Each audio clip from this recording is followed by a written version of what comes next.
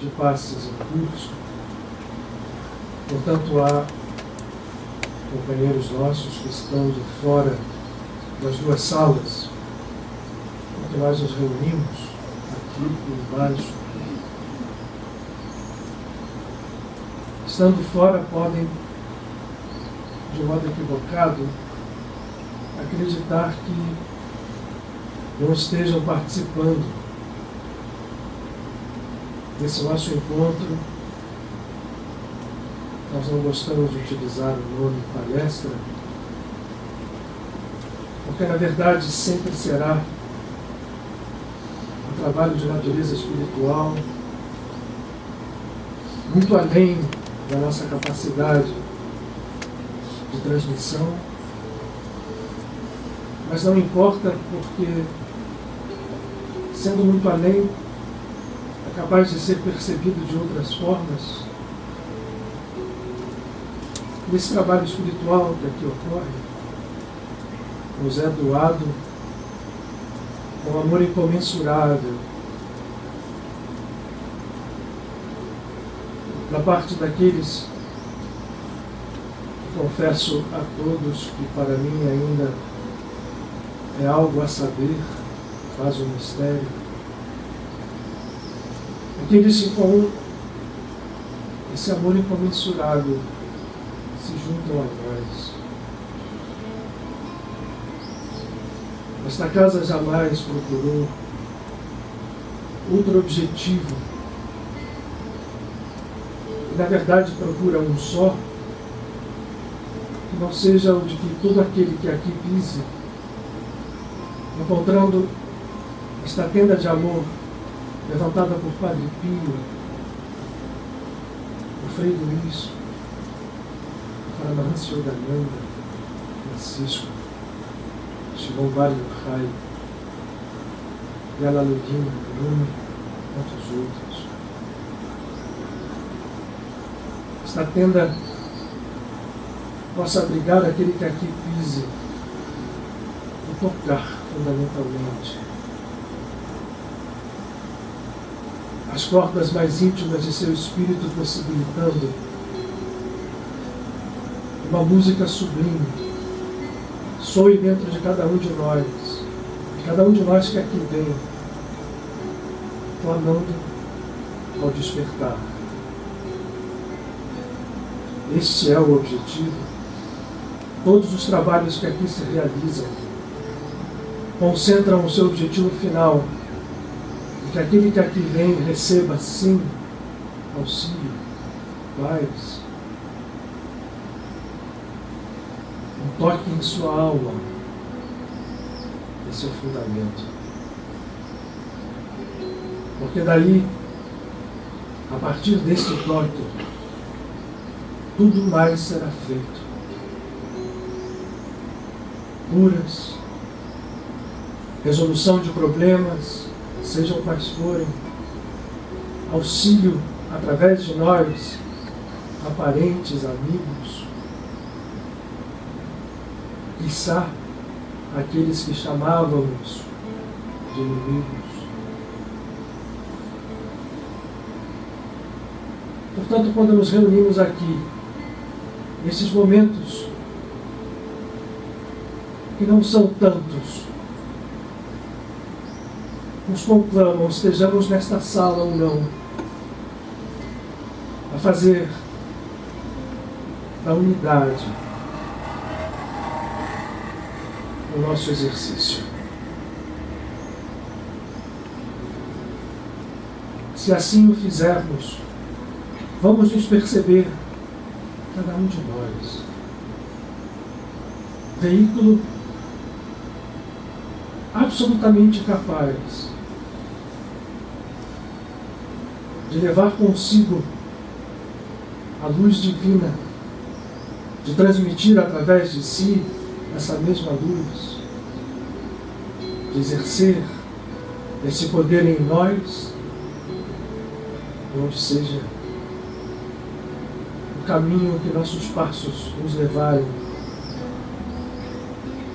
Exerceremos essa luz em nossos lares, em nossos locais de trabalho, E tantas vezes, quando estivermos no rumo do despertar, exerceremos essa luz muito além.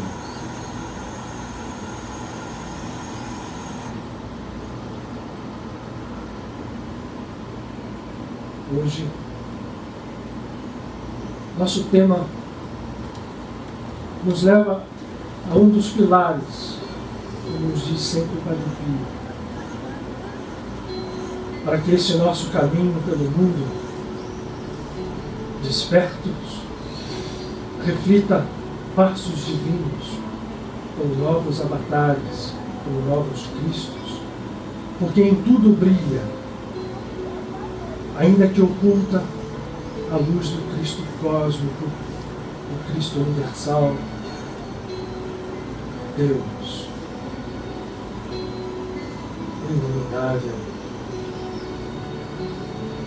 Nós poderemos certamente, caminhando nessa luz, encontrar no pilar da meditação, junto com a oração e a ação fruta desse equilíbrio entre essas duas bases, encontrar a força divina que tudo move,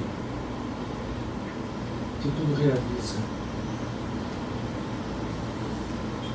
Que hoje nós possamos, em conjunto,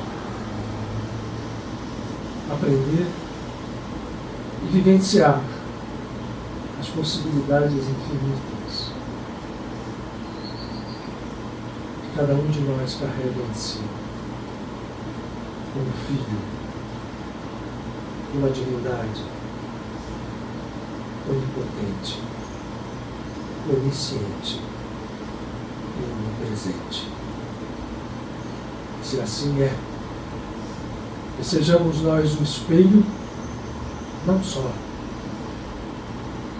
imagem, mas sejamos nós a semelhança viva, operando no mundo onde seja necessário, para que, sem mais demora, o despertar, como um rastilho, uma reação em cadeia sublime,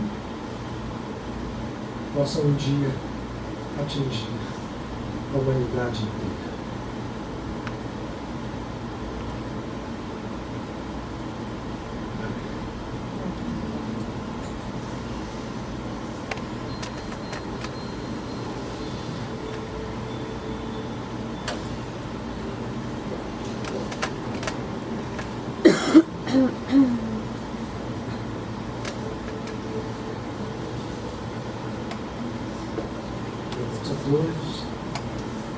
Sejam todos muito bem-vindos à nossa casa. E vamos ver, vou dizer vocês, porque são muitos vocês que estão aqui, os de primeira vez são especialmente bem-vindos, aqueles que não sempre não estão conosco, então são alguns hoje também. Bem-vindos, todos. A galera tem. Então vamos lá, hoje volta a mostrar, né? Boa noite a todos. Estamos falando do recesso. É sempre bom que a gente esclareça essa parada que a gente faz na proximidade do Carnaval. Eu me lembro da gente falar isso sempre desde lá da Gávea. A casa ela tem uma postura, quando eu digo a casa, faço um parênteses aqui também. A gente tem que evitar criar as personalidades, né? Quer dizer, institucionais. Quando a gente fala casa, é a soma dos nossos ideais, dos nossos objetivos, das nossas, entre aspas, crenças. Então, o que nós temos aqui recebido sempre de orientação, e sempre passando pelo crivo da razão, é ter uma postura bastante franca, bastante aberta, não coercitiva e de forma nenhuma condenatória. Então, não está fazer um recesso no período do Carnaval, se condenar a festa do Carnaval. Como tudo que puxa para a alegria, você, a priori, em tese, não pode condenar. A alegria é uma coisa santa. Então, é algo que, se há alegria em ação, tudo pode ser santo, tudo pode ser santo. entre todas as escolas, a Kabbalah bate muito nessa tecla. Você pode santificar cada ato. E não é impossível que alguém vá a um baile de carnaval ou alguma festa santificando aquilo. Bom, a partir de você mesmo. Mas o fato é, né, o que acontece não é exatamente esse equilíbrio, essa santidade.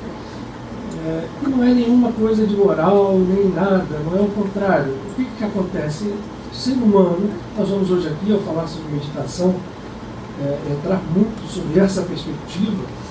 O ser humano é um feixe de energia divina, que se expressa em diversos planos, inclusive no plano físico. Nós possuímos, nós não somos um corpo, nós possuímos um corpo físico que faz parte de uma estrutura, né, que se conecta através de outras estruturas espirituais, a gente pode chamar de outros corpos mais sutis, a uma essência espiritual. Nós vivemos a nossa epopeia evolutiva, né, dentro dos mistérios da vida, agregando à nossa consciência, enfim, cada vez mais percentuais e partes, né, de energias que captamos, que trocamos. Então nós somos um feixe de energia em ação.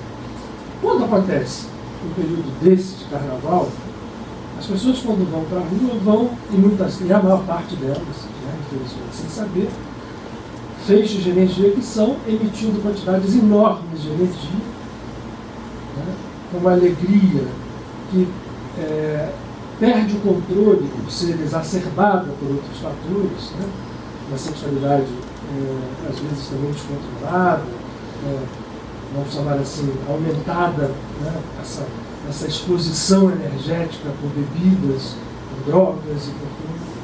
Quando isso acontece, você tem um caldeirão de energia jogado, né, jogado de uma maneira descuidada. Isso permite uma opção de coisas, né?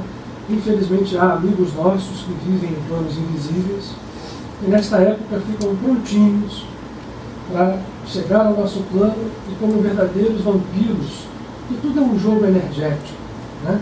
Como nós precisamos de energia física para viver, a gente se alimenta, precisamos de energia de outra natureza para viver, nós nos alimentamos de energias invisíveis, o amor é uma delas, né? O ódio é também uma reversão dessa energia. As energias são trocadas incessantemente entre nós, de forma consciente, de forma inconsciente, na maior das vezes.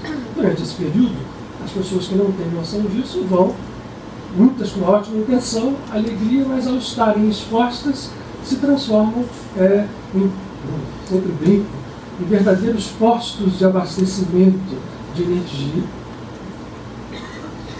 para aquelas entidades invisíveis que estão ali prontinhas para aproveitar. E essa mescla, nada, isso não vou repetir, não está aqui nenhum ato de condenação, não é moral que está entrando no jogo.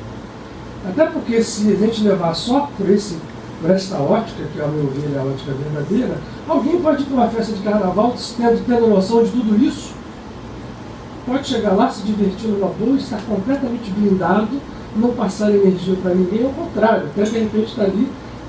Então não é o fato em si, não é a moral de ser isso, ser feio, enfim, não existe isso na criação universal. Né? Já dizia o tal Peking, né?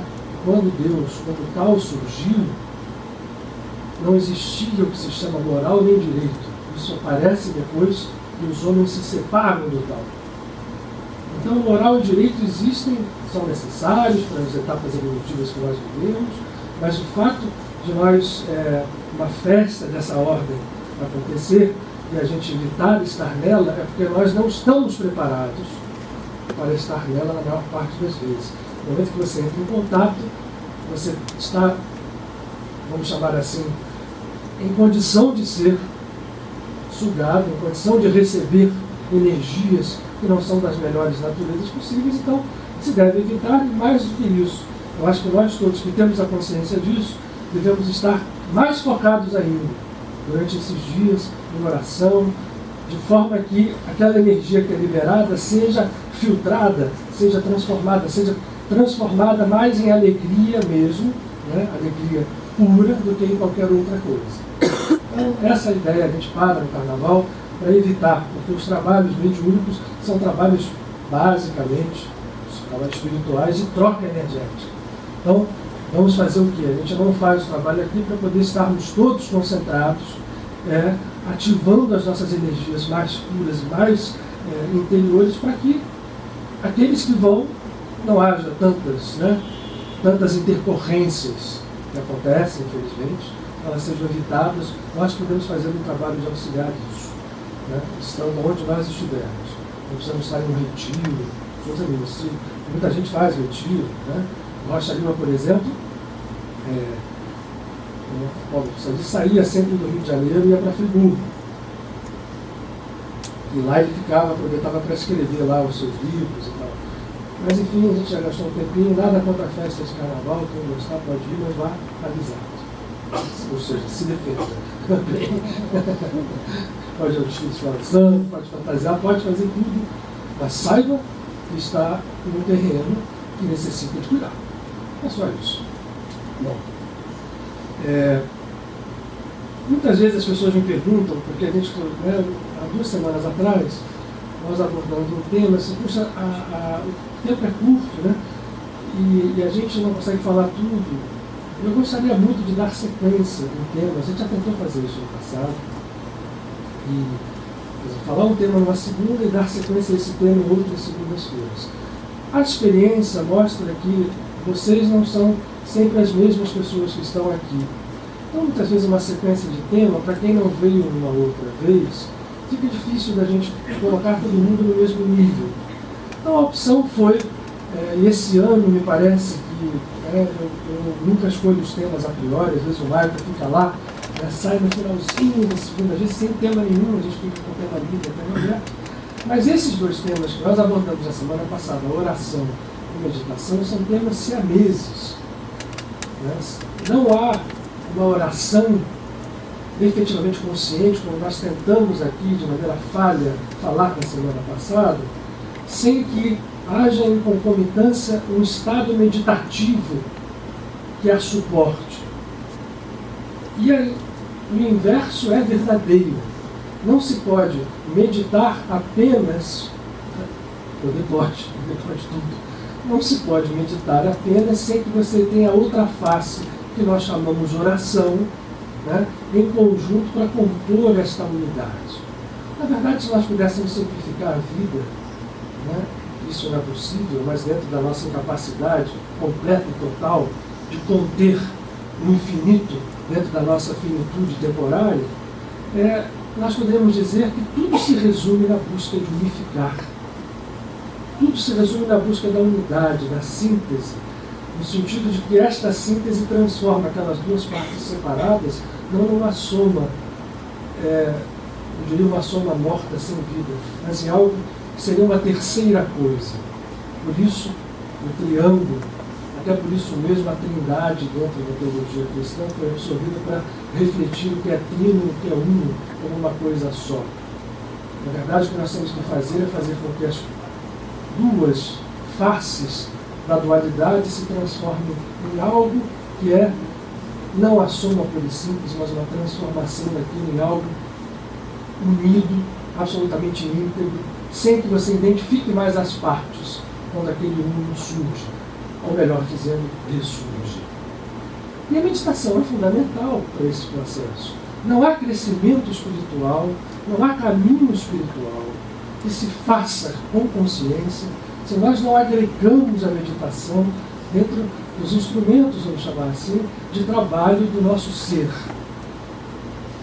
Nenhum de nós está aqui, certamente, por estar avesso ou afastado de uma busca espiritual. Nós todos que estamos sentados aqui, que estamos na casa, que estamos lá embaixo, estamos aqui porque de alguma forma, hoje não, mas há anos atrás, ou em algum momento das nossas vidas, essa busca espiritual nos instou.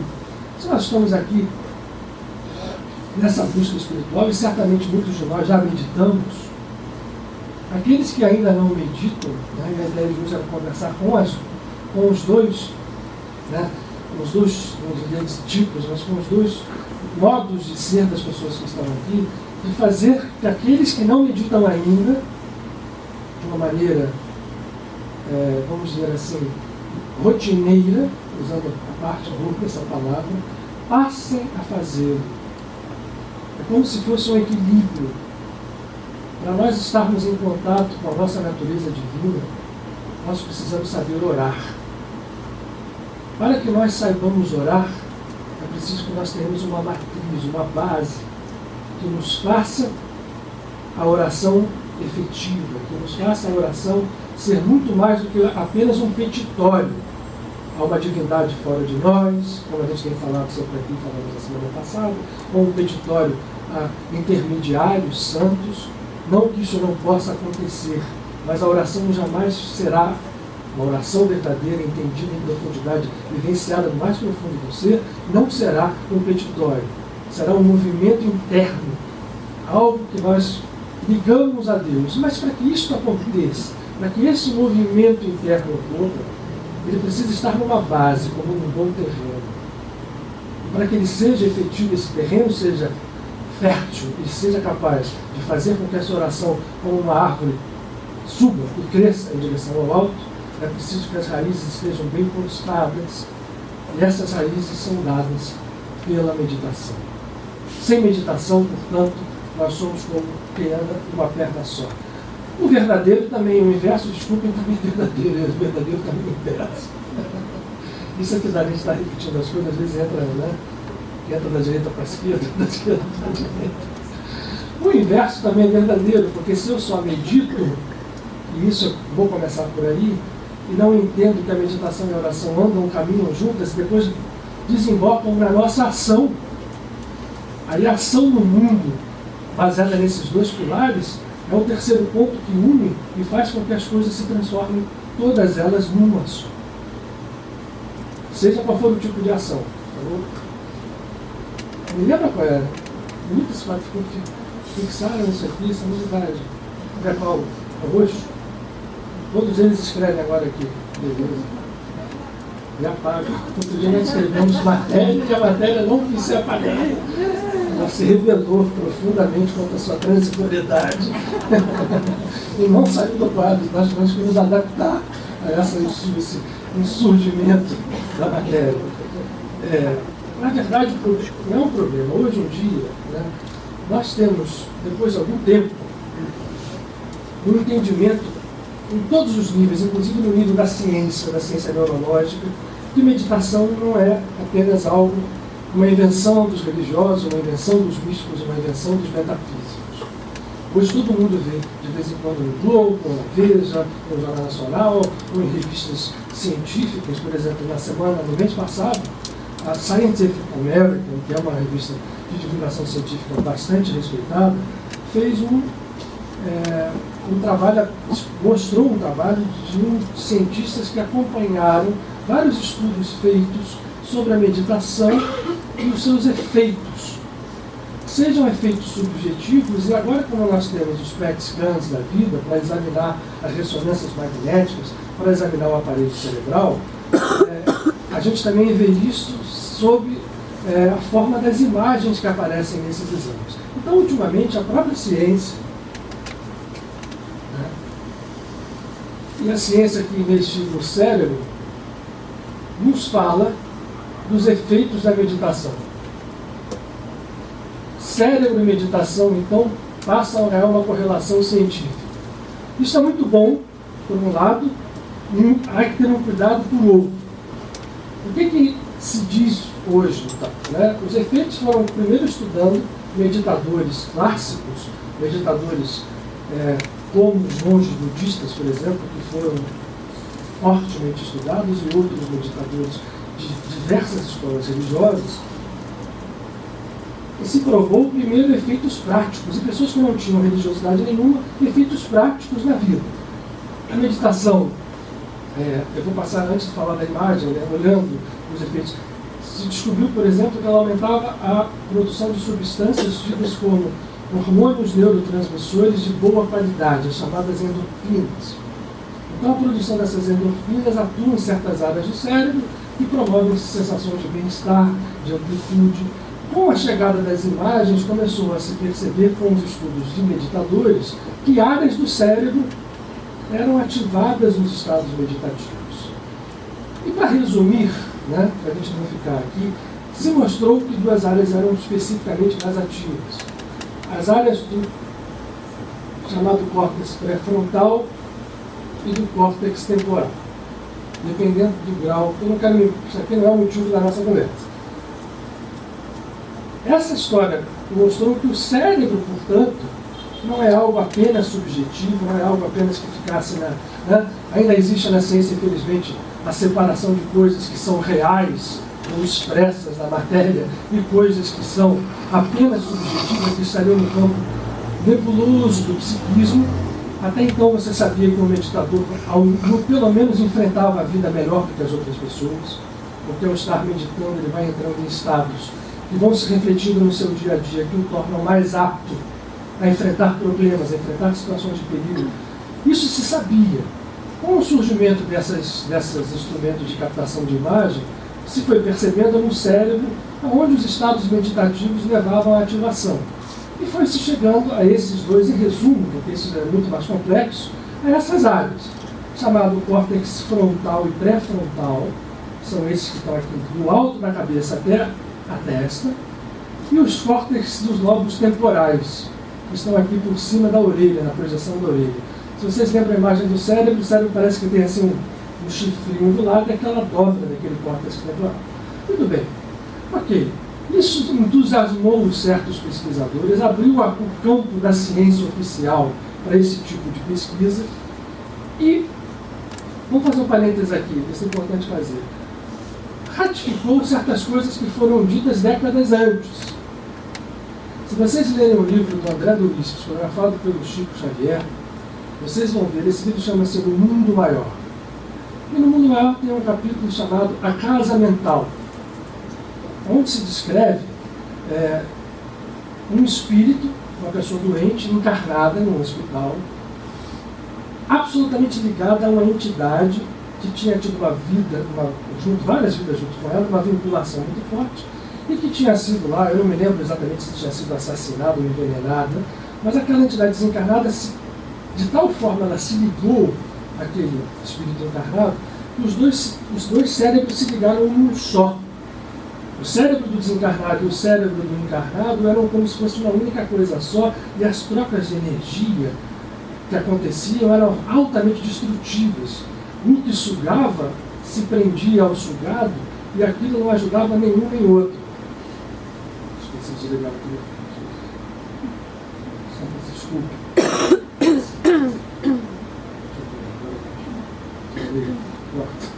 Um e o outro estavam tão vinculados em termos de energia que você não conseguia, o André dizia que não conseguia perceber quem era quem.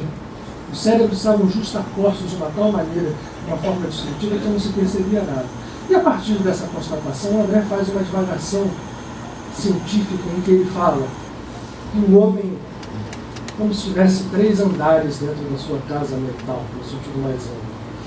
O primeiro, vinculado às estruturas mais primitivas, porque o cérebro das pessoas ele vai crescer a partir das linhas evolutivas, desde quando o cérebro se forma até os primatas, ele vai ganhando novas estruturas, vão se somando as estruturas primitivas que estão ao nível da coluna e nos pedúnculos, nos suportes cerebrais, onde estaria o inconsciente mais primitivo, aquele que reage às coisas, que tem medo, que agride, tudo em reflexo, subindo outros tipos de emoção, e um terceiro cérebro, onde estaria esse cérebro do meio, vamos chamar assim, estaria a nossa relação egóica normal com a vida, a nossa personalidade, os nossos hábitos, os nossos modos de agir mais próximos da consciência.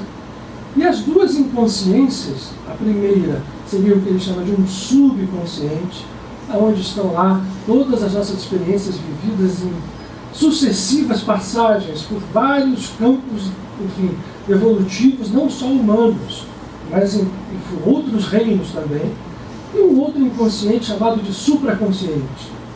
Esse supraconsciente, diz o André, estaria localizado no córtex pré-frontal, frontal e pré-frontal. Esse livro foi psicografado acho que em 1950 e alguma coisa. Paramahansa Yogananda, também nessa época, um pouco antes, traz o conhecimento da Índia, usando a mesma divisão em 3 níveis, 2 inconscientes, um infraconsciente e um supraconsciente, e no do meio, onde nós lidamos com as nossas relações mais imediatas, naquele que nos diz quem somos, que temos um nome, que temos uma memória dessa vida, né? Que temos os nossos hábitos, as nossas emoções, as nossas formas de reagir. Isto tudo é trabalhado nesses 2 cérebros. E aí o André fala, na verdade, o ser humano tem dentro de si todo o potencial divino, e o potencial divino oculto, aquilo que está além de nós, está no supraconsciente, e no cérebro físico, esse supraconsciente está pronto para surgir no córtex pré-frontal.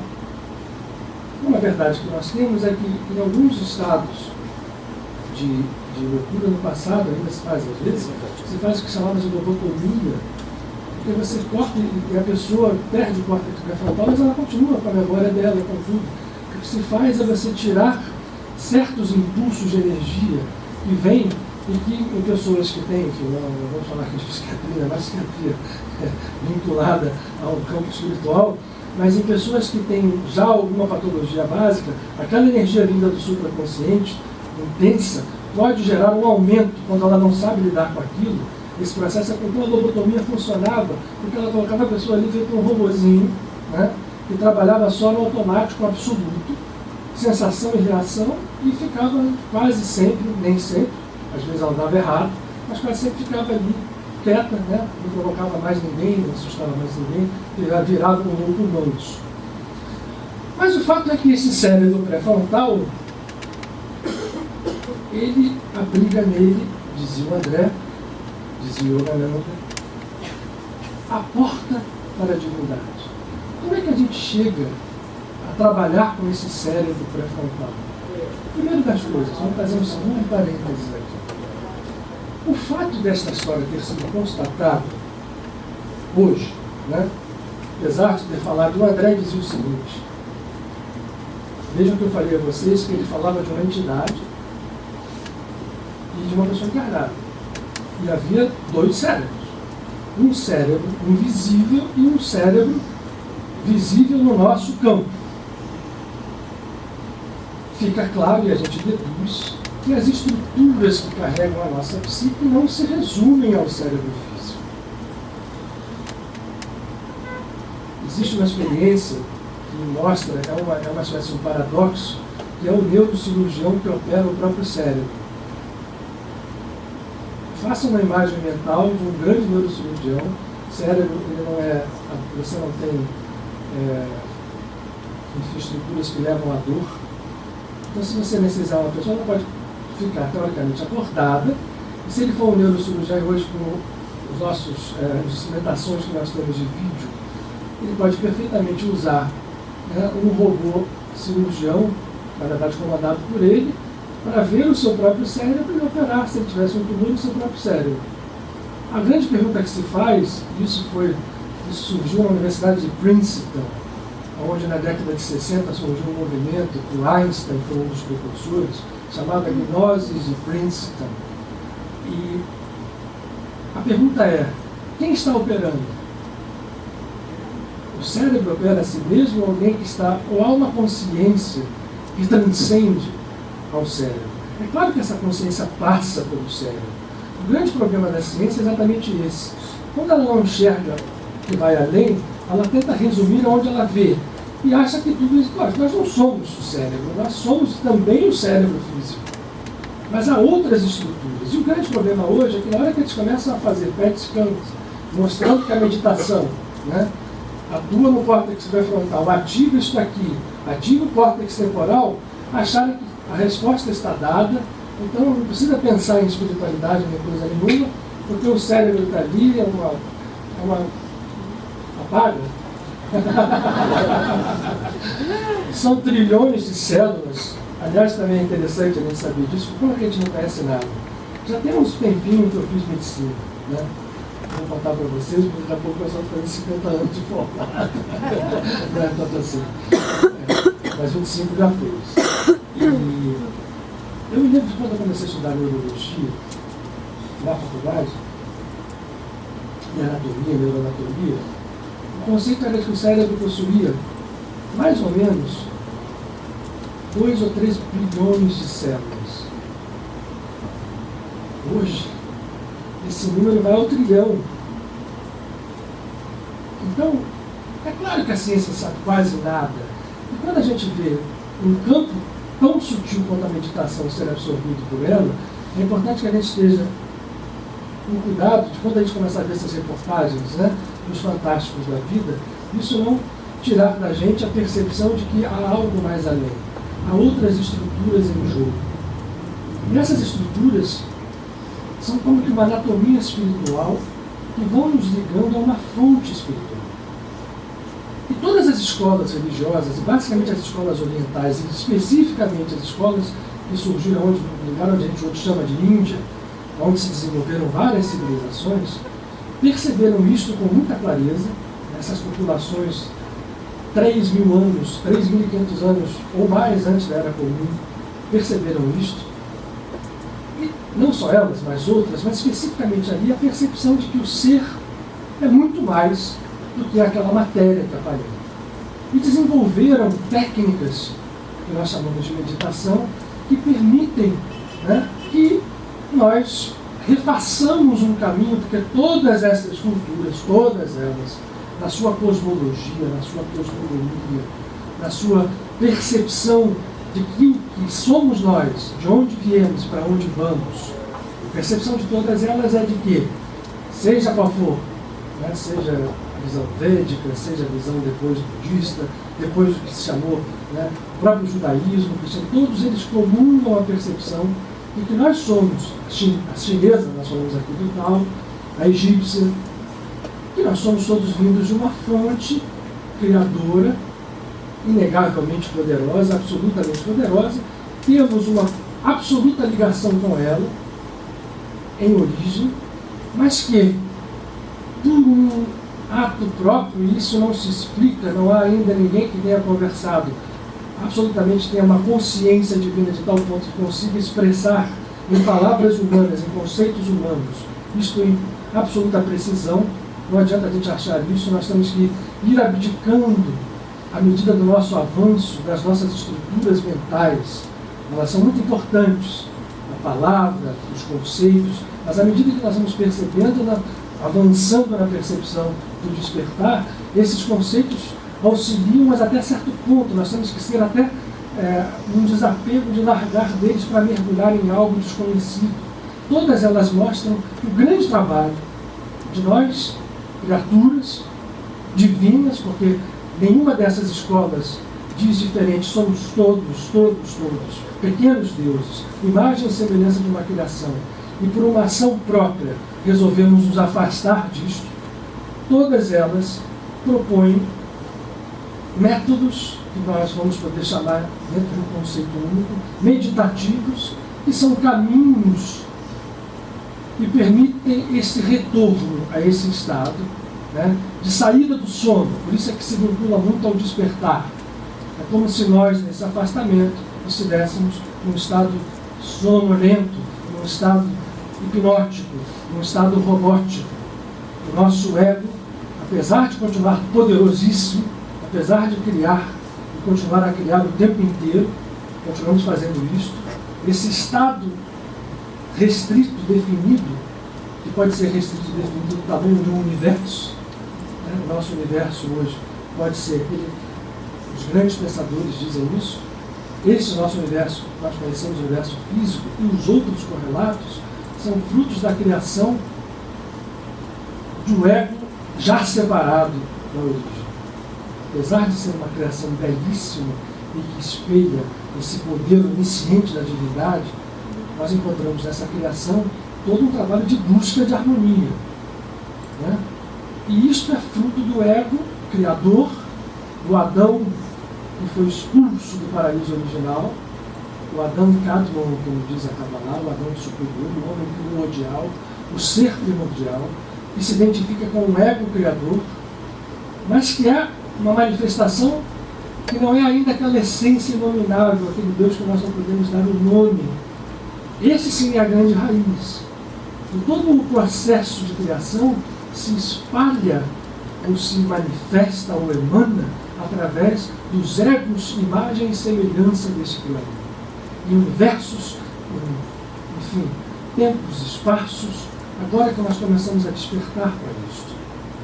Mas o fato é que mesmo naquela último desdobramento, porque a gente nem sabe imaginar lá, vamos só fazer uma figura do nosso planeta. Nosso planeta tem abismos no mar de 14 mil metros de profundidade, mais fundos do que é alto o Everest. Se nós descermos aquela profundidade, haverá criaturas, há criaturas vivas ali. Imagina aquele ser insignificante lá no fundo do mar. Não sei nem para que ele está ali. Realmente, eu estou dizendo por que está criado. Precisa de um homem mistério. Mas o fato é, uma certeza eu tenho, vou usar dizer isso.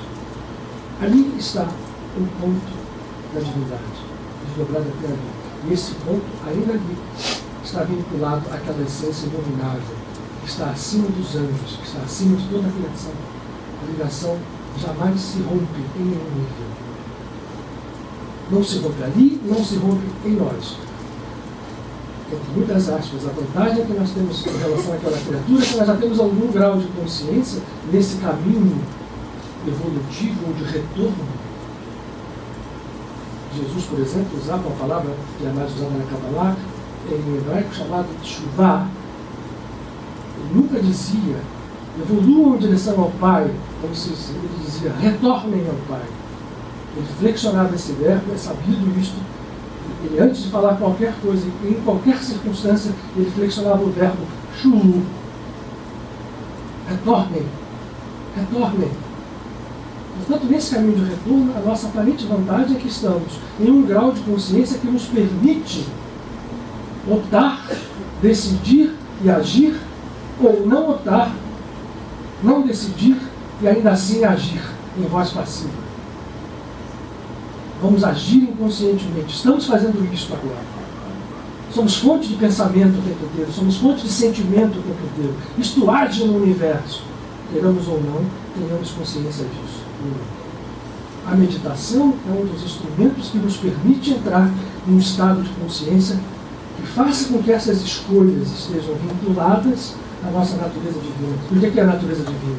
Amor incondicional, poder absoluto, vontade incapaz de ser detida. Um ser que se vincula conscientemente a esse despertar vai agregando esses poderes, mas nos faz já desvinculado do ego. Esse ser, como ele não tem a vinculação partida do ego, ele utiliza esta vontade de uma maneira de uma sapiência profunda, capaz até de se sacrificar em alguns momentos, porque a consciência dele é mais ampla, atinge níveis muito mais profundos. Quando eu digo dele, é dele, mas é passível e é possível que seja a nossa também. Eu quero fazer um desenho para vocês, quando ele falou de essência. Krishna disse isso a Arjuna no Bhagavad Gita. A simbologia da árvore é muito interessante. Para a gente entender, muito simplificadamente, essa seria a fonte primordial, aquela essência que eu falei, onde há nem nome. Daqui para baixo, esta árvore se divide em múltiplas variedades.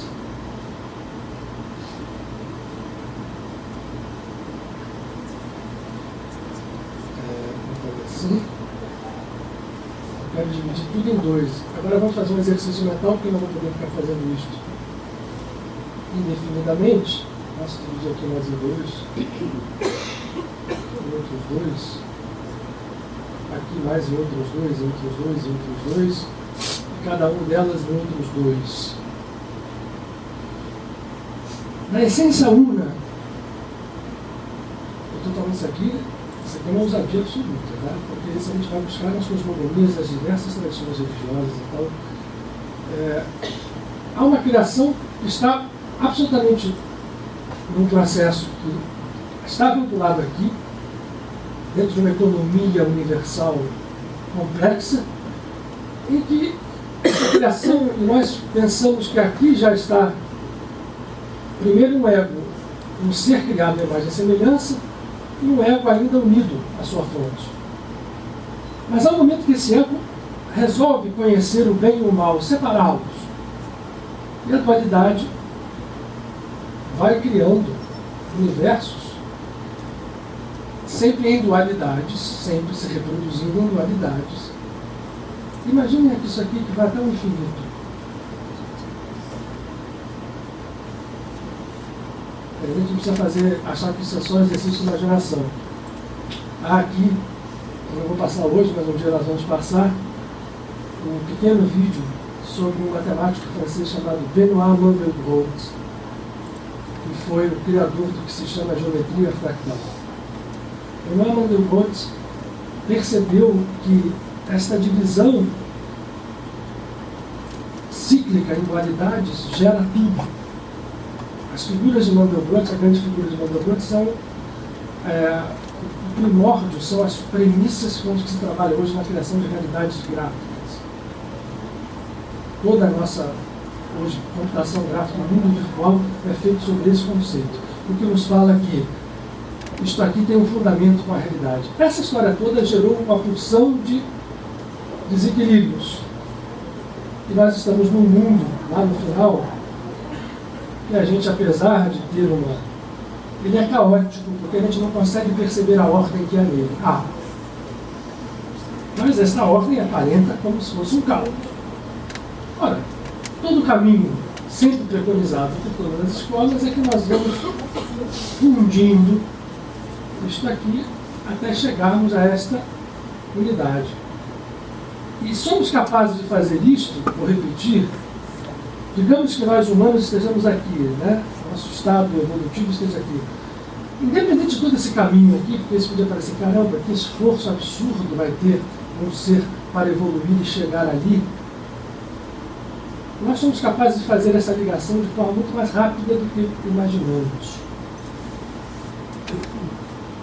Porque chegar à unidade é encontrarmos a nós mesmos, encontrar a nossa essência. Se isso é verdade, todo aquele caminho, né, que a gente fez um caminho esquisito, voltar por ele para ele reconstruído é uma das formas. Outra é fazer saltos, não gosto dessa expressão, acho ela foi completamente degenerada, mas vou usá-la. Saltos quânticos, andando em níveis dimensionais superiores, sempre relacionados àquela origem. E quando nós estamos despregados e desconectados aqui, muita coisa acontece. Esta árvore aqui é um grande exemplo. Krishna fala que esta árvore tem as raízes para cima e os galhos para baixo. Aqui estão os galhos. Nós temos que fazer uma reconstrução criando uma árvore com raízes aqui, jogando esses galhos para que as duas se fundam numa só. Nosso trabalho é reerguer isto. Se esse é o trabalho, como é que se faz? Não se faz isso sem meditação. Meditar, portanto, não é apenas algo para se sentir bem, para se sentir melhor, para resolver os problemas da vida. A meditação é basicamente o escutar e o mergulhar na natureza divina, da qual nós nunca estivemos separados, para que novamente tenhamos uma visão que nos permita despertar e caminhar em um estado de consciência superior. Esse estado de consciência, sim, é que vai trazer tudo aquilo que nós queremos. Vai fazer com que a nossa vontade, lembra que eu falei isso 3 segundas-feiras atrás, que eu estava aqui, né?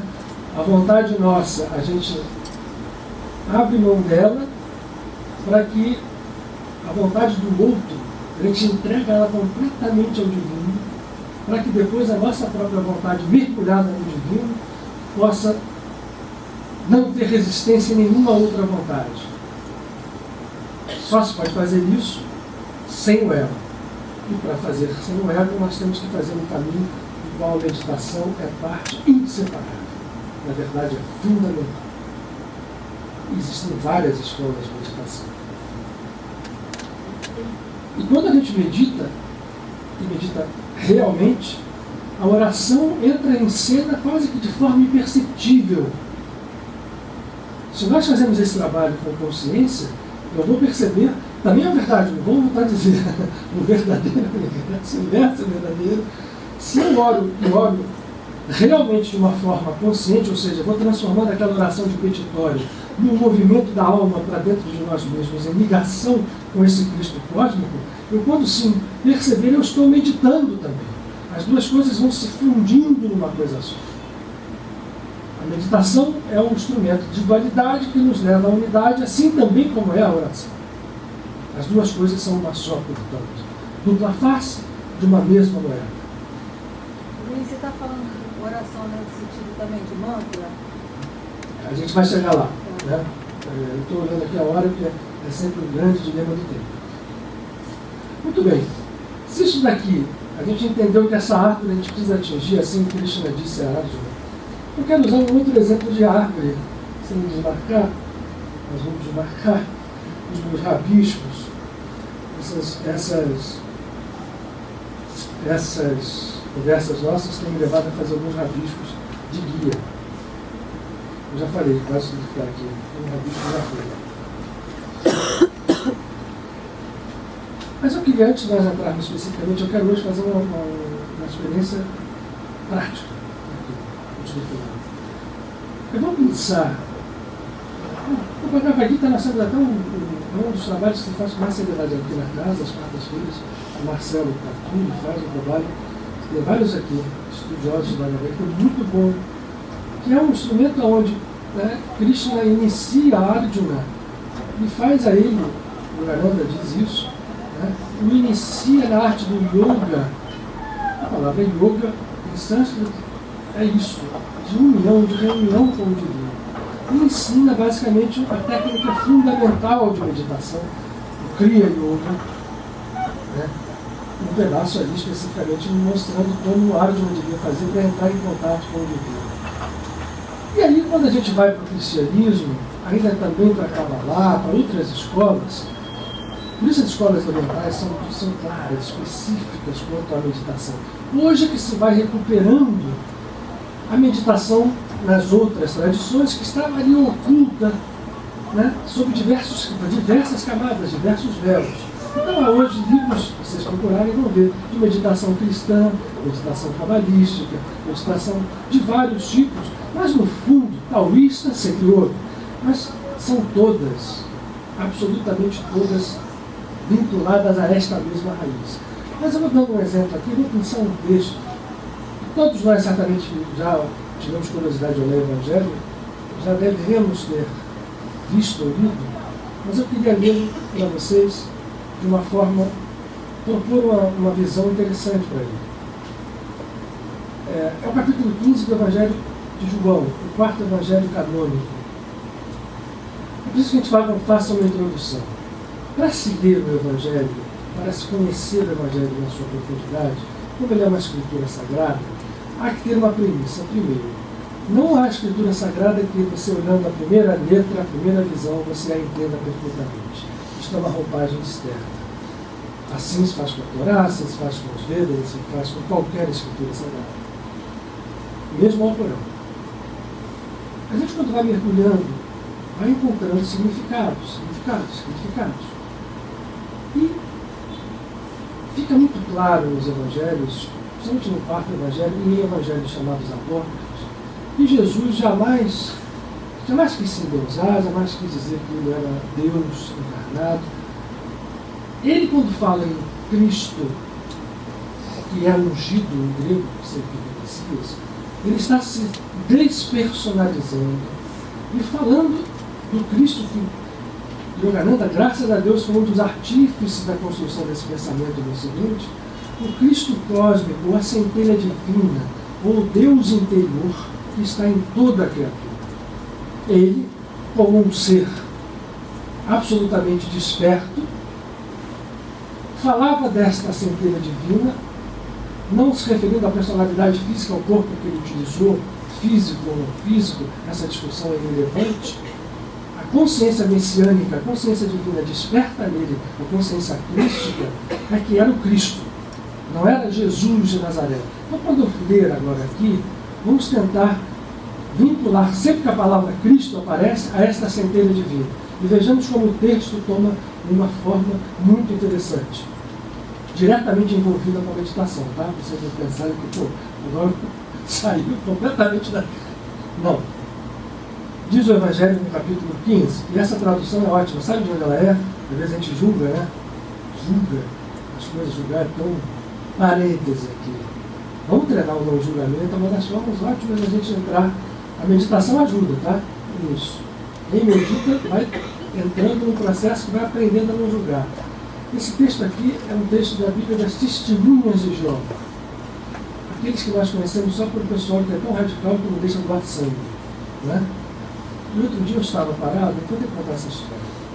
Eu estava parado na frente da casa do meu filho, esperando que ele venha almoçar comigo, eu postei o carro assim meio de lado, não saí do carro, e fiquei ali e vi assim umas senhoras vestidas normalmente, com meninas também, poderiam ser filhas nossas, andando, brincando na rua.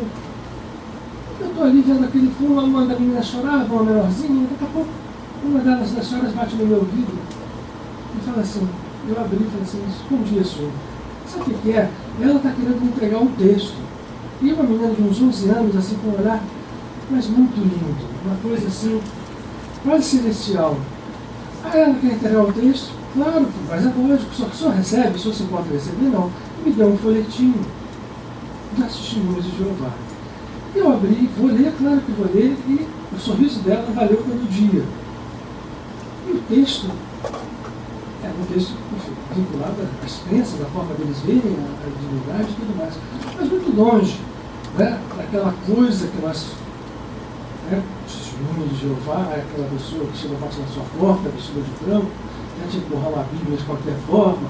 Assim, eu vi uma coisa completamente diferente. E essa Bíblia daqui é uma tradução, eles vão direto do hebraico, do aramaico, do hebraico, passam por cima do grego e chegam ao português, muito interessante. Então vamos ver isso aqui. Desculpem. Começa então João 15. Eu sou a verdadeira videira, eu e Cristo. Meu Pai é o lavrador.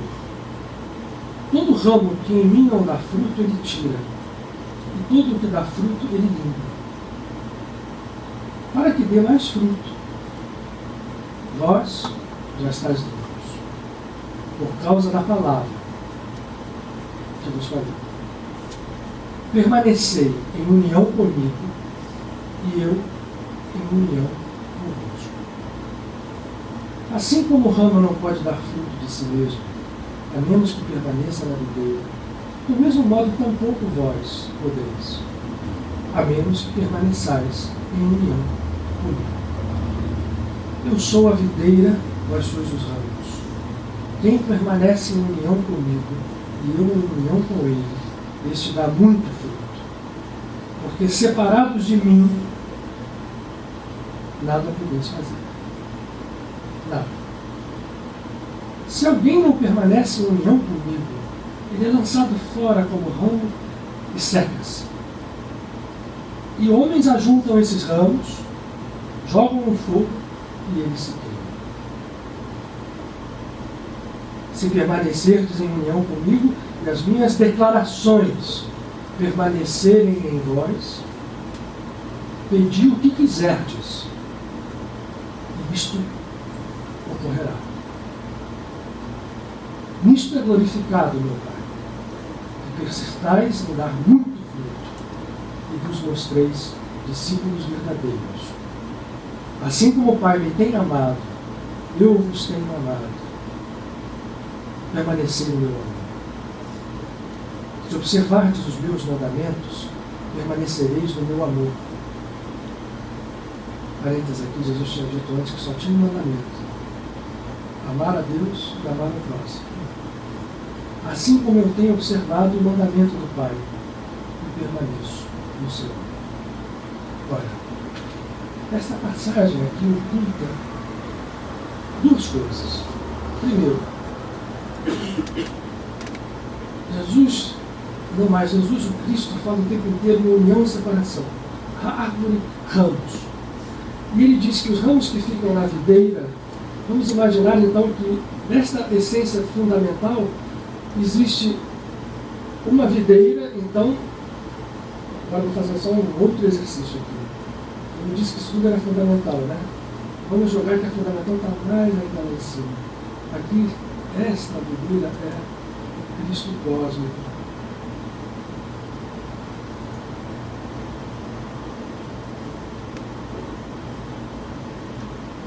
E ela se irradia em todos os galhos onde estão Cristos.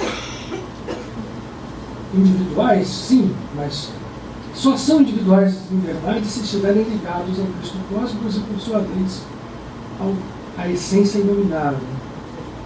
Ora, o que ele diz? Quem ficar ligado vai sendo limpo, vai dando fruto, porque está ligado a isto aqui, a natureza crística. Quem não está? Como é que a gente não está? Em algum momento aqui, se eu resolver realmente ignorar esse processo, botar uma barreira aqui, a seiva da árvore não vai alimentar o meu galho. E eu vou ficar à mercê de alguma coisa que nós chamamos lei do karma. Na verdade, já estamos à mercê dela mesmo aqui, porque essa história de dualidade gera a lei do karma em níveis mais altos. Mas, descendo no nosso nível, a lei do karma vai funcionar aqui. Em algum momento, a lei do karma, se eu fiz essa opção, de fechar a barreira para a alimentação da seiva crística, da minha natureza crística, do poder da vontade crística, que é igual a Deus, é o Pai em união com Cristo, como Cristo está em união com aquele ramo que está nele, nós, sejamos todos eles, esse ramo. E se a gente não persevera nisto, essa história corta. Aí vem as interpretações teológicas. Cortou o ramo. Saiu da igreja tal, saiu da igreja daquilo, não é nada disso. O que cortou o ramo fomos nós mesmos. Ficar seco significa o quê? Estou sem vida. O que se faz? Vem uns homens, juntam aquilo e jogam no fogo. Qual é? Vou deixar para vocês pensarem. Qual é a simbologia imediata que vem disto? O fogo é aquela, vamos chamar assim, é a energia da criação, né? Os 4 elementos é aquele que sublima, é aquele que faz a purificação. Não é o fogo do inferno, né? Onde as pessoas vão queimar por várias vidas, não é o fogo do umbral. O fogo que os homens são aqueles, né? Homens são aqueles que estão sempre avançando à nossa frente, que são. Saiu da árvore, então vamos para o fogo. Vamos fazer a sublimação de algum outro jeito. Se vocês me perguntarem como é que essa coisa se dá, eu te confesso para vocês que ainda não sei chegar a isso. Só sei o seguinte: jogar uma coisa no fogo pode muitas vezes fazer com que aquela matéria calcinada pelo fogo se eleve, junto com ela, a nossa natureza. Jesus usa esse exemplo algumas vezes.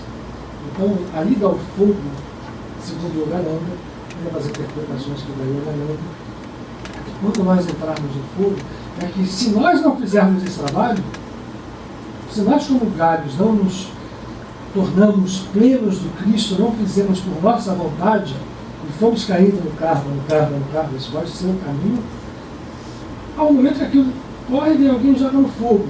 Esse fogo para Yogananda é o fogo da sublimação da Kriya Yoga. Esses homens podem significar, vou parar por aqui, não dá para a gente seguir, mas é apenas uma especulação. Podem significar processos que façam com que o nosso ser, a nossa alma original, retorne àquela fonte de onde as suas escolhas, nesse mundo de Maya, fizeram opções para se entrar em níveis de karma tão fortes que é preciso que o fogo venha sublime e aquilo volte à sua essência. Isto é uma especulação absoluta. Não tomem isso como verdade, porque isso não nos importa agora, porque eu tenho certeza que nenhum de nós está nesse estado. Nenhum de nós vai para o inferno. O umbral, a história toda da nossa evolução, os estados astrais depois, se dão aqui. Nós somos ramos secos, tudo bem aí nesse estado de coisa, ou não, mas a essência divina está ainda fluindo. E somos capazes de fazer a escolha de permanecer ligados à videira e à sua origem. Essa escolha, quando feita, precisa ser instrumentada. E a instrumentação, um dos pilares, é a meditação. Jesus está falando aqui de uma forma oculta, quando ele chama de aqueles que permanecem nele, aqueles que estão nele. Vejam, olha que coisa interessante. Vou ler de novo, né? Assim como meu pai tem amado, ele fala de amor. Então, o amor incondicional é um ponto de partida, não adianta, né? Às vezes você esqueceu de falar de amor. A gente esquece porque é tão. Mas vamos falar. Importante, fundamental, único. Persistais em dar muito fruto e vos mostreis discípulos verdadeiros. Ou seja, estamos em ponto de escolher e persistir nesse fruto. Mas o que é fruto? É estar unido com essa essência. Para isso eu preciso de um fundamento de amor. O Pai tem me amado, eu vos tenho amado. Permanecei no meu amor. Se observardes os meus mandamentos, que são únicos, só tem um, amar a Deus e amar ao próximo, porque Deus e o próximo são imagem e semelhança. Assim como eu tenho observado os mandamentos do Pai e permaneço no seu amor. Eu quero olhar isso aqui assim. Se permanecerdes em união comigo e as minhas declarações, ou seja, a palavra fundadora, a palavra criadora, permanecerem em vós, pedi o que quiserdes, e isto ocorrerá. Então vejam o seguinte: o que é permanecer em união? União, yoga. Yoga, justaposição, retorno a esta natureza divina. Na verdade é um retorno entre aspas, porque ela sempre esteve em nós, mas eu preciso estar nela. Estando nela eu estou livre de pecado, estou livre de karma, estou sob a função da graça, mas para estar sob a função da graça é preciso um amor incondicional. É preciso seguir o Pai Nosso, as declarações. O Pai Nosso não é um petitório, é uma série de declarações. Pai Nosso, que estás nos céus, teu reino é santificado, e assim continuamos. A tua vontade é feita na terra e no céu. Nós temos a terra, temos que fazer a vontade de Deus.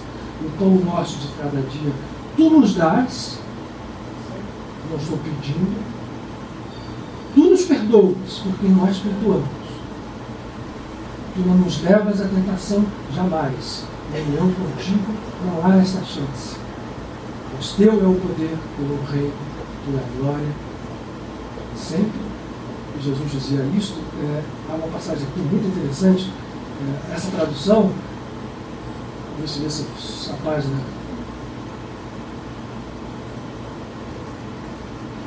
Bom, é quando Jesus se intitula judeu. Ele fala literalmente isso, né?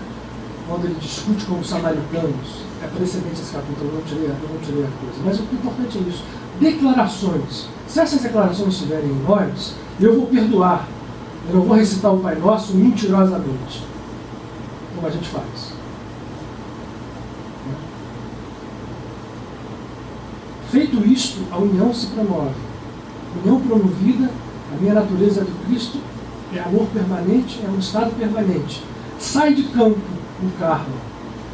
O Pai limpa o fruto, vem e começa um processo de refazimento dessa árvore. Esse estado ele é preparado pela meditação. Mas aí o que acontece? Quando eu faço isso acontecer, quando a declaração dele fundamenta em mim, eu posso passar a pedir o que eu quiser. E isso acontecerá. Vejam a oração entrando. Portanto, se a gente vê as coisas separadamente, eu posso orar, ninguém é proibido, e funcionará sempre uma oração de alguém ainda não conectado em plenitude, como é o nosso caso. Então não desistamos de orar sim, sem cessar, mas se a oração estiver fundamentada nesta matriz que a meditação nos dá, ela vem quase que como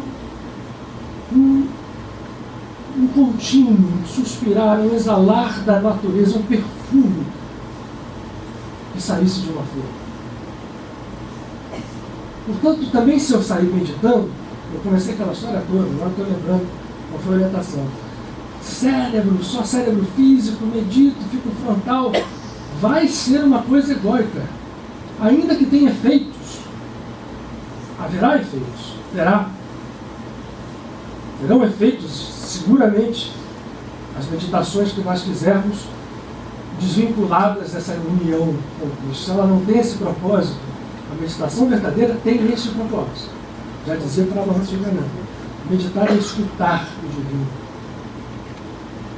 É mergulhar dentro de nós, para que esse mergulho depois se confunda com uma expansão. A expansão vai surgir como algo tão natural, numa decorrência absoluta desse estado interior, nos ligou a Deus, e nós podemos dizer que a união com Cristo, nossa, dele com o Pai, Pai conosco, nós com nossos irmãos, está realizada. Nós estamos autorrealizados. Eu me lembro, eu fiz, agora vamos passar para a parte prática, temos um tempinho agora.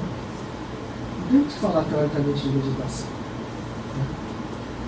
Então, a nossa percepção de que, se não entrarmos nesse conceito, eu fiz a formação, graças a Deus fiz, e agradeço muito de ter feito na Self-Realization Fellowship. E o Garanda passou um pedaço final da sua vida escrevendo e ajustando lições em que as pessoas aprendiam a meditar. Eu fiz o trabalho de aprender as técnicas ensinadas pela Self, vivenciei isso, experimentei o seu valor, E o Garanda falava uma coisa que eu vi pessoalmente do monge que veio ao Rio fazer a iniciação em Kriya Yoga, na qual eu participei. Então ele dizia assim, olha, ele dando testemunho dele mesmo, eu sempre esqueço o nome dele, alguém de mim falou o nome dele, não sei se era Alananda, um monge muito interessante, ele era magrinho, o pé dele parecia o Elvis Presley, ele era tudo assim, o olhar dele parecia brilhar de um estado. Então ele compartilhando com a gente, ele dizia assim, olha, quando eu comecei a meditar, eu meditava muito, horas seguidas, e aí olhando, né, o centro de consciência crística no chakra Ajna aqui, eu queria ver, e o Garanda disse, quando a gente entra em contato, você enxerga o chakra com os olhos fechados, e lá no centro, uma luz prateada vai tomando a forma de uma estrela de 5 pontas.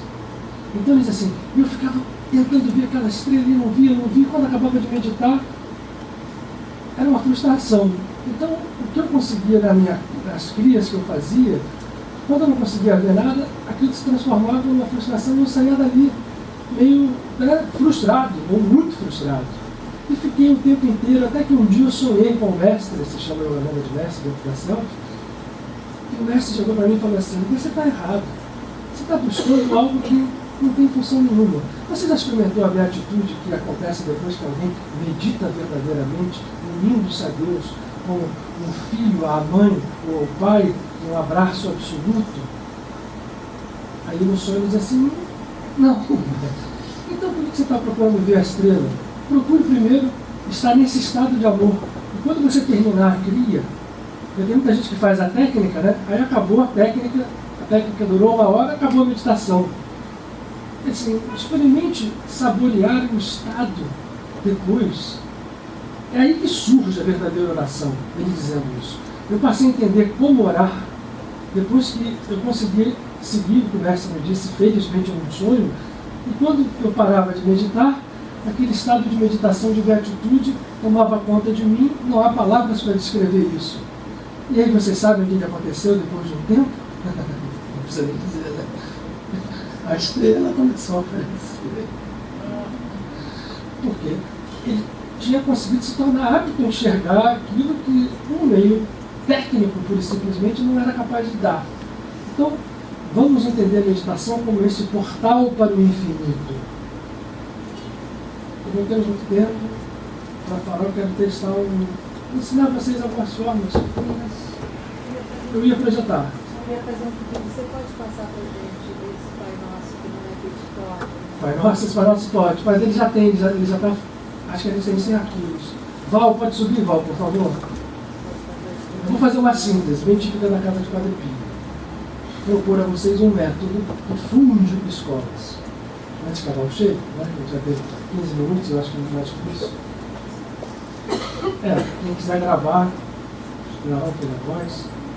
Telefone, se vocês não tiver celular, podem usar para gravar, se quiserem, para terem isto. A fusão de escolas é o seguinte, eu vou usar, está coberto pelo quadro aqui, eu vou usar fundamentos da escola védica e da escola cabalística. Cristã, nós já vimos aqui, não há a meditação cristã, ela até foi metodizada agora por alguns monges cistercienses e alguns monges beneditivos. Existem livros para quem tiver muita afinidade com o cristianismo, pode usar esses livros, como quem tem afinidade no inferno. A gente tem na casa uma opção. A proposta aqui nossa é tentar fazer uma fusão que não seja uma salada maluca, pelo contrário, seja uma fusão de sabores, né? De um chefe capaz de fazer isso. Então, vamos ver se a gente consegue. Mostra aquele slide dos dois nomes dos 72. Muitos de vocês não estão aqui, isso pode parecer meio doido. Atrás desse quadro, vocês têm acesso. Existe isto aqui. Que bom. Isso é massa. Esse quadro aqui já está hoje bastante conhecido. São 216 letras, com tríades de 72 tríades, né? 72 sopros ou nomes, ruach em hebraico, sopro, divinos, que são estruturas que movimentam as forças da criação e que têm diversos campos de expressão dentro da gente, a partir de dentro sempre e fora da gente. Isso aqui é tirado da Bíblia, no livro do Êxodo, no capítulo 14. Hoje eu tirei um pouco do livro do Êxodo. No 14, livro do Êxodo, os versículos 19, 20 e 21. Em hebraico, esses versículos todos têm 72 letras cada um, transformados numa matriz, combinados 3 a 3 de forma, primeiro assim, depois assim, de direita para a esquerda, esquerda para a direita para a esquerda. São postas as letras desses versículos que falam é o momento em que os egípcios chegam, encurralam o povo de Israel no Mar do Fim, e o povo de Israel é libertado por Moshe. Então Moisés termina o versículo com Moisés elevando o cajado. Isso aqui, essas letras compõem essa história. Mas elas são transformadas no que elas realmente são. Elas são libertadas da roupagem para trazer, são canais da mente. Vocês vão ver, eu vou trazer 2 nomes que facilitam a meditação. Essa história toda eu vou perguntar isso. Esse nome aqui, se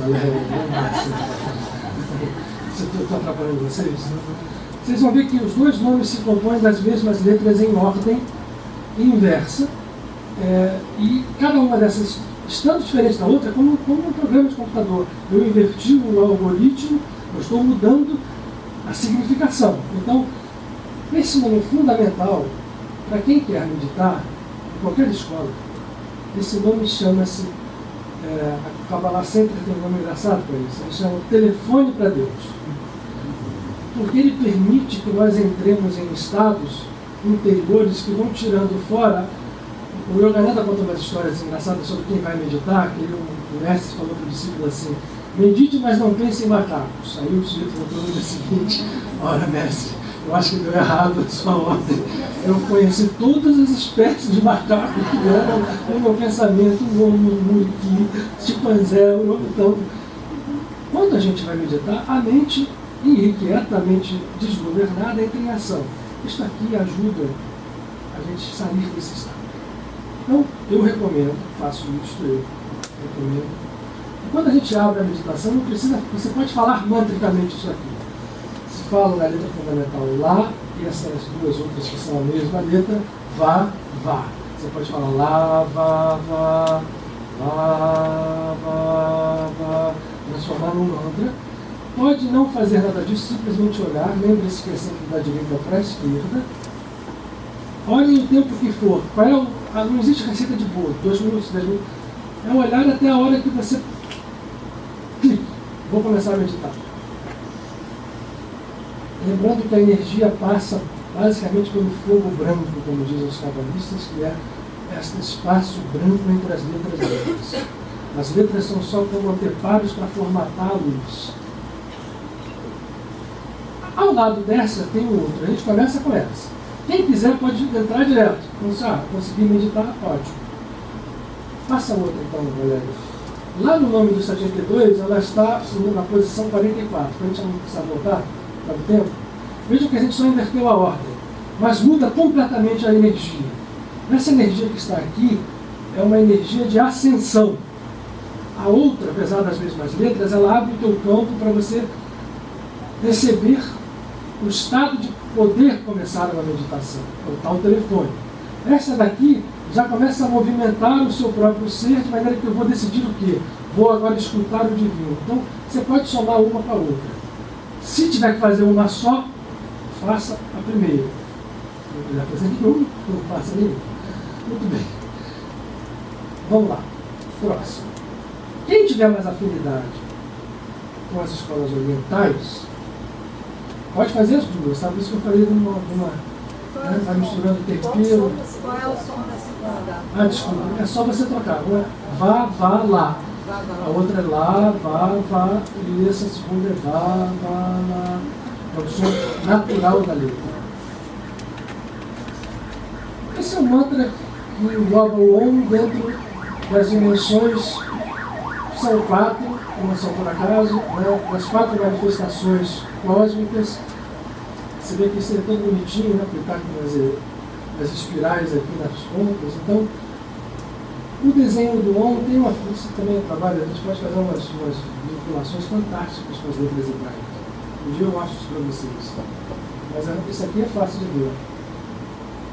A letra Yud, a primeira letra do tetragrama. Esse pontinho aqui, né?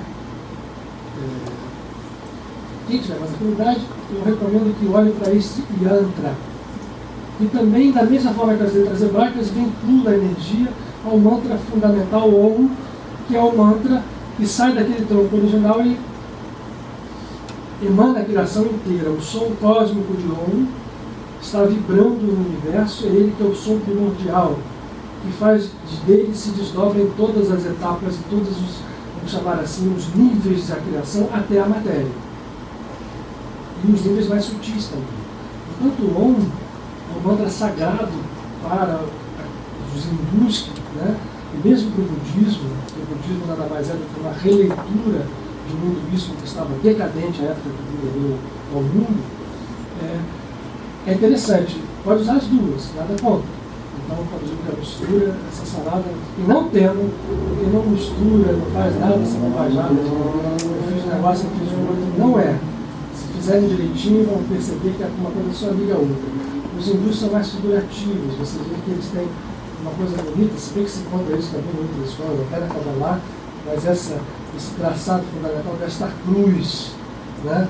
Depois o cristianismo resumiu na cruz, mas que é um estado bombado, gente, senão a gente não chega lá. Pode meditar 2 minutos. Esse é um outro que pode ser utilizado se alguém tiver dificuldade de entrar no estado meditativo, com aquelas duas, com aquele primeiro, ou com os 2 outros. Esse é o último. Fixa o olhar aqui, e esses hexágonos, essas estrelas de 6 pontas vão ganhar forma e movimento. Por um tempo, isso tem um poder também. Isso aqui não é bobagem, isso é um desenho. Isso aqui é uma máquina vibratória. Um símbolo é uma máquina vibratória. Uma máquina transformacional de energia. E ela vai fazer isso se a gente olhar com esse tipo de visão. Muito bem, acho que acabou. Não, tem mais um outro. Enfim, não precisa fazer todos, tá? Eu faço. O primeiro, faço. O segundo, faço o Om. E faço esse mantra que foi. Essa aqui é uma variação do anterior.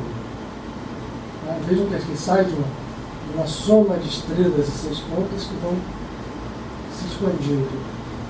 A geometria fractal trabalha em cima disso aqui, quando a gente fala dela, a gente mostra para vocês.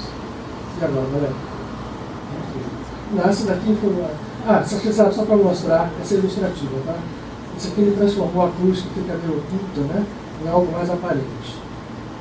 Veja como ela está presente, né, com todos os yantras dos grandes devas do hinduísmo.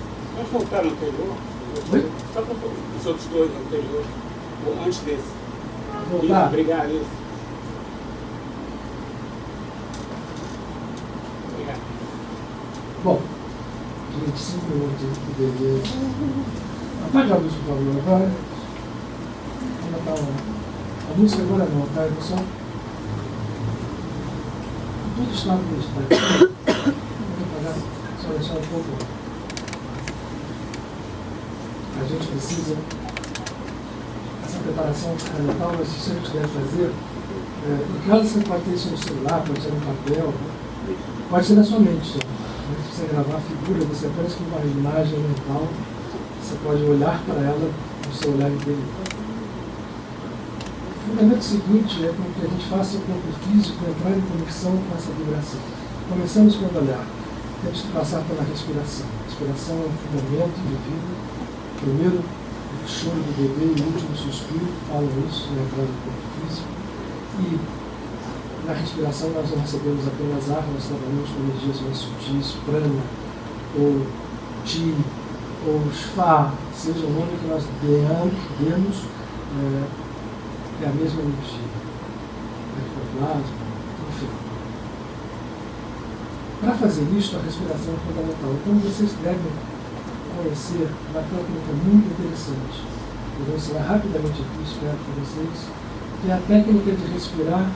Para os hindus, como para a Kabbalah, o sistema é triádico, é um sistema em 3 movimentos.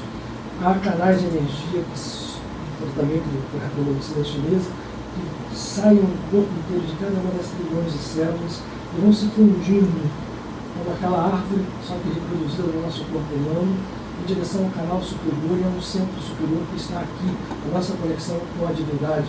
Fora ainda, fora da nossa consciência, está nesse chakra. Mas passa por este aqui, que é onde a nossa consciência crítica pode vir. Esses trilhões de canais vão se fundindo em 2 canais principais, chamados Ida e Pingala, e que se fundem em um terceiro chamado Sushumna, no centro da coluna vertebral. A ideia é fundir as 2 energias. Essas energias entram e circulam conscientemente quando nós trabalhamos a respiração pelas narinas alternadamente. Quem é destro, eu vou falar para quem é destro, quem é canhoto, inverte o que eu estou falando. Tá? Então, mas a maioria das pessoas é destra, não é nada contra os canhotos. Nós vamos trabalhar porque a narina direita liga-se a Pingala, ou a energia Yang, a energia ígnea masculina, ativa, que nada tem de superior a Ida, que é na narina esquerda ou feminina. As 2 trabalham. Se eu trabalhar uma respiração, eu posso respirar só por uma narina, se eu quiser um dia que eu acordar deprimido, sem forças, eu posso respirar por uma narina só, se eu quero ganhar forças. Se eu estou querendo me acalmar, em estado de agitação, eu inverto. Uso a narina esquerda. Para nós equilibrarmos, a ideia é fazer esse equilíbrio, nós vamos fazer uma respiração que utiliza os 2 movimentos. Tudo que eu estou fazendo aqui, eu estou fazendo sem concentração, mas vamos fazer já, vamos todo mundo fazer, primeiro vocês vão olhar. Tá? O mudra que utiliza isso é usado na mão, o dedo polegar, os 2 dedos, o dedo anular e o dedo mindinho, e esses 2 dedos, o índex e o dedo central.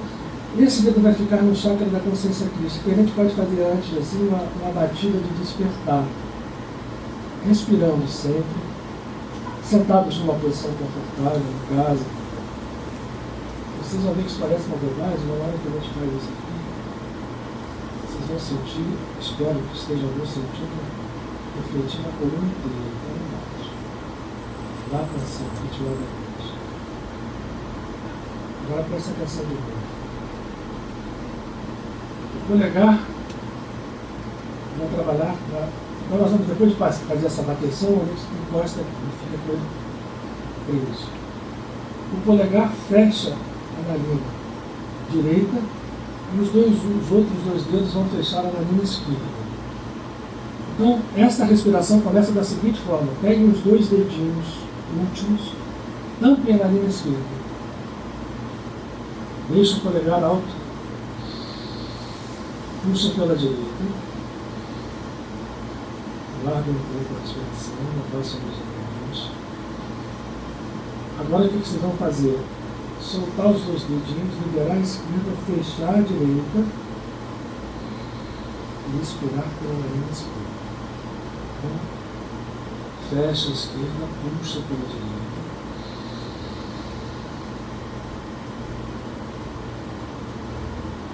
Guarda um pouco. Libera a esquerda, fecha a direita e expira pela esquerda. Agora, aqui está aberta, puxa sempre. Então puxa pela esquerda. Fecha a esquerda, abre a direita, sopra pela direita. Aqui está aberta, puxa sempre. Puxa pela direita, calma um pouco, fecha a direita, sopra pela esquerda. Aqui está aberta, puxa sempre. Vamos parar sempre com intervalos entre as respirações. É importante o intervalo. Guarda o ar expirado, aí puxa pela esquerda, fecha, guarda um pouquinho, solta pela direita.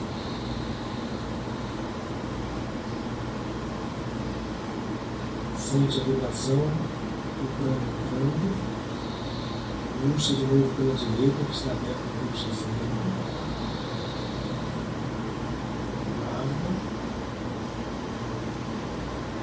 Fecha a direita, solta pela esquerda. Isso nós vamos fazer ao menos 12 vezes, contando com a volta da primeira, ou seja, a primeira vez só contam 2. Fez esquerda, fez a direita, 1, fez a esquerda, fez a esquerda, fez a direita, fez a esquerda, 1, fez a esquerda, fez a direita, 3, fez a direita, fez a esquerda, 3. Mas é sempre 2. Depois, com o tempo, quando nós terminarmos isto, com o tempo nós vamos ver que nós estamos prontos a meditar. Infelizmente, nosso tempo não dá para a gente fazer a meditação específica. Eu vou só ensinar o movimento, façam em casa hoje. Façam isso então 12 vezes.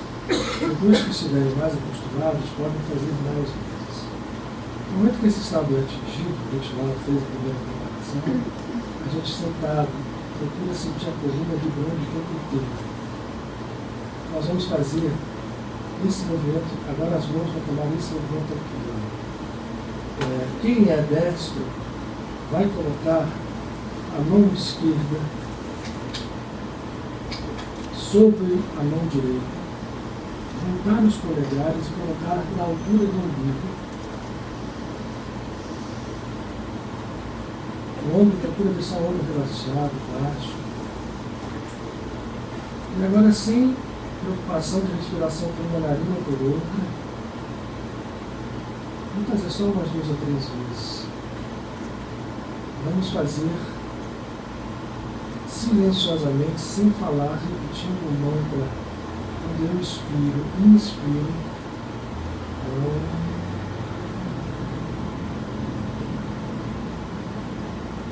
Guarda o pulmão cheio de ar. Nós temos que imaginar que a respiração como se entrasse no abdômen, expandindo lateralmente o abdômen.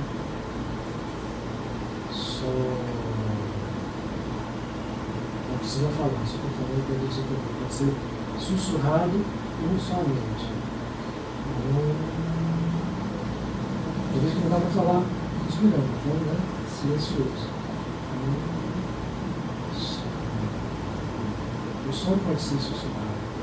O nome é só mental. Isso quer dizer, eu somos um. Eu sou todo.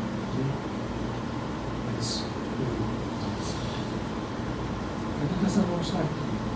Depois de umas 3 ou 4 respirações, vocês vão mentalizar, podem falar, sentir o abdômen distender, que entra uma luz poderosa, dourada ou branca ou prateada, deixa vir, entra por esta passagem que nós estamos dando, veja que os nossos polegares vão estar apontados para cima. Quando eu inspiro, essa luz entra, se guarda um pouco aqui, e à medida que eu vou repetindo, ela vai subindo por aquele canal central, até chegar ao coração. Depois mais um pouco, nós devemos fazer umas 20 respirações dessas, dividindo por aí. Ela sobe pela coluna e vai chegar lá onde eu bati no início, cheio de luz. Nós vamos sentir que essa luz vai primeiro fazer morada em todo o nosso organismo, na nossa psique, nas nossas células físicas. Mas para terminar, nenhuma meditação é fundamental se ela for só egoísta. Quando nós sentimos que nós estamos cheios de luz, essa luz está tomando o nosso corpo, como se um grande sol estivesse expandindo no nosso coração. Eu vou repetindo. Inspiro luz, expiro. Tudo que sai de mim, não precisa ficar pensando no nuvem escura saindo, não.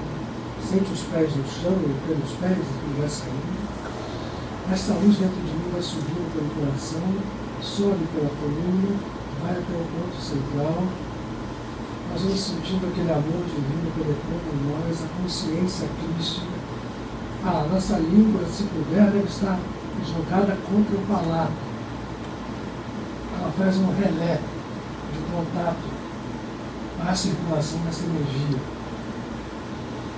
E quando eu chego a esse ponto que eu sinto que aquilo tudo está dentro de mim, que eu tenho amor, eu vou inverter. Lembrem-se que nós pusemos a mão esquerda sobre a direita para puxar essa energia para nós. Eu agora só faço isso. Faço a mão direita. Antes estava assim, a esquerda estava aqui. Aí eu vou pegar a direita e vou passar ela para cima da esquerda.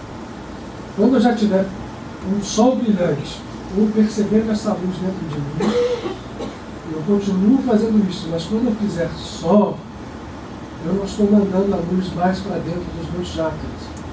Eu estou expandindo essa luz. Aí eu estou orando e meditando. Eu vou começar a pensar. Estou mandando essa luz para os meus amados, meus filhos, pais, irmãos. Pode ser umas 2 ou 3 respirações. A gente ainda continua entrando luz. Essa luz agora, depois que estabeleceu esse contato, ela começa a entrar naturalmente pela conexão que eu estou fazendo, chamada Antakarana, é o nosso vínculo de ligação com o divino. Isso faz com que essa luz permaneça quando eu estou a mão direita sobre a esquerda. Falar só, eu estou mandando luz, eu mando primeiro para os meus familiares, amados, pessoas mais próximas. Depois posso mandar para aquelas pessoas específicas que eu quero mandar. E por fim, esse sol expandindo, a gente manda para a humanidade inteira, para onde seja. E para terminar a meditação, quando isso acabar, a gente desfaz esse mudra, bota a mão aqui e faz a saudação que todos nós conhecemos, Namastê. A gente pode terminar respirando e fazendo contrações musculares que vão fixar a energia, essas contrações de grupos musculares. Finaliza a meditação, tomando cuidado, porque se nós estivermos fazendo à noite para dormir, geralmente é isso, a gente não precisa ler muito demais não, senão a energia pode ficar e o sono ficar difícil de vir.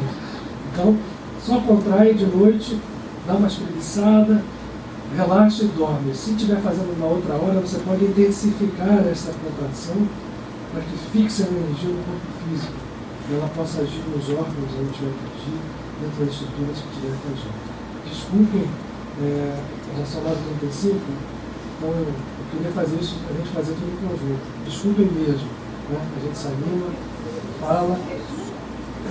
Na próxima vez, se vocês estiverem aqui, se for eu que der a palestra, depois do carnaval, a gente faz isso um tempo, reserva tempo para fazer depois do carnaval. Né? Isso é um curso. Dedo levantado, fala. É uma aula só para meditação. Nós vamos fazer um seminário de meditação.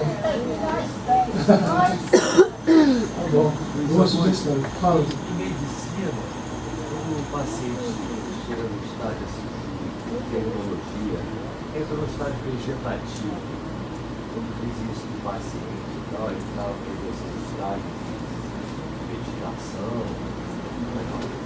Peraí, deixa eu entender a sua pergunta. Se uma pessoa no estado meditativo está em estado de meditação, não. A meditação implica consciência, vontade. Ele pode estar até no estado equivalente, até em um estado maravilhoso, mas não é a meditação como a gente está fazendo aqui. O estado pode se equivaler pelo nível espiritual da pessoa. A Lúcia quer dar um recado a vocês, não vai dar mais não, né? Tá. Na próxima vez é um recado interessante, importante. Gente, ela está lutando para mandar, ela é a nossa presidente, ela manda e a gente obedece. Gente, olha, desculpa, obrigado, que a gente sai daqui absolutamente harmônico. Pode enviar essa oração que a doutora não fez fora, de botar pra gente? Eu peço ao Marco que ele tenha se gravado e faça isso para o perfil.